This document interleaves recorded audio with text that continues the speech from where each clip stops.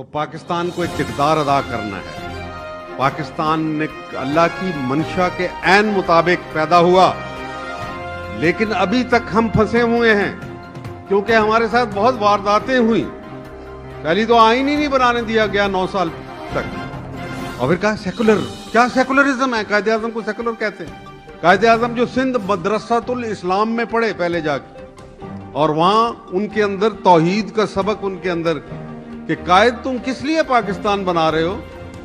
کیا تم مسلمانوں کو خوش کرنا چاہتے ہو؟ تم حکمرانی کرنا چاہتے ہو؟ کہا میں تو اللہ تعالیٰ کے سامنے پیش ہوں، اللہ مجھے کہے ویل ڈن محمد علی، میں تو اس لیے بنا رہا ہوں. قائد کو کہتے ہیں سیکولرزم، جنہوں نے ایک دفعہ بھی کہیں نہیں سیکولر کا لفظ استعمال کیا.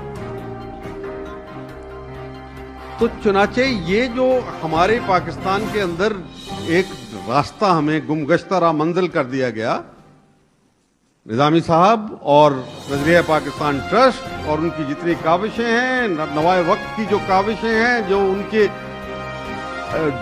اداریے ہیں، جو ان کی ڈائریکشن ہے، وہ ساری اسی بات کی غمازی کرتی ہے کہ پاکستان کو اپنی منزل حاصل کرنی ہے.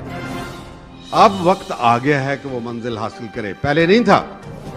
پہلے استعماری قوتیں اشتراکی قوتوں کے ساتھ ٹکرا رہی تھیں، دونوں گرتی ہوئی دیواریں تھیں، ایک دوسرے کو سہارا دے کے کھڑی ہوئی تھیں.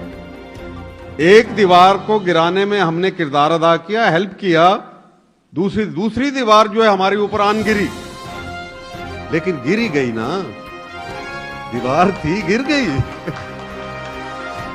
کیونکہ گرنے والی دیوار تھی، اس کو گرنا ہی تھا، اس کو ایک مصنوعی سہارا دیا گیا تھا. تم نے کیا دیا؟ لیاقت علی خان کی سپیچ پڑھیں 9 مارچ 1949 کی، جس میں انہوں نے قرارداد مقاصد پیش کی. بہت خوبصورت وہ سپیچ ہے، بہت لٹریری ادبیت ہے اس کے اندر. انہوں نے کہا مغربی جمہوریتوں نے ہمیں کیا دیا؟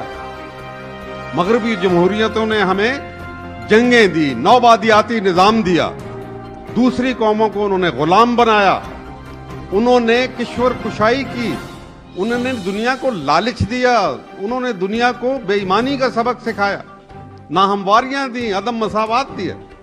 یہ ہے مغربی جمہوریتوں کا تحفہ.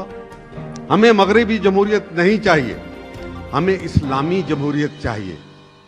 اسلامی جمہوریت ہمارا قائد اعظم کو کہا جاتا ہے کہ 11 اگست کی سپیچ، وہ 11 اگست کی سپیچ جو ہے وہ تو میثاق مدینہ کے عین مطابق ہے. قائد اعظم نے یہ کہا کہ قانون کی نظر میں آپ سب برابر ہوں گے. کیا قائد اعظم نے یہ بھی کہا کہ وہ لا اینگلو سیکسن لا ہوگا یا وہ اسلامی قانون ہوگا؟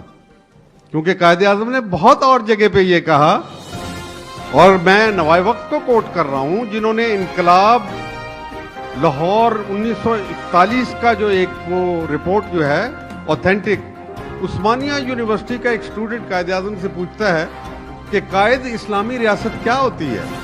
تو قائد فرماتے ہیں کہ اسلامی ریاست وہ ہوتی ہے جس میں اللہ کی حاکمیت کا نفاذ ہو اور قرآن کے قوانین کا نفاذ ہو، نہ تو کوئی ڈکٹیٹر، نہ کوئی بادشاہ، اور نہ ہی کوئی پارلیمنٹ اس بات کی مجاز ہے کہ اس سے بڑھ کے کوئی قانون بنا ڈالے.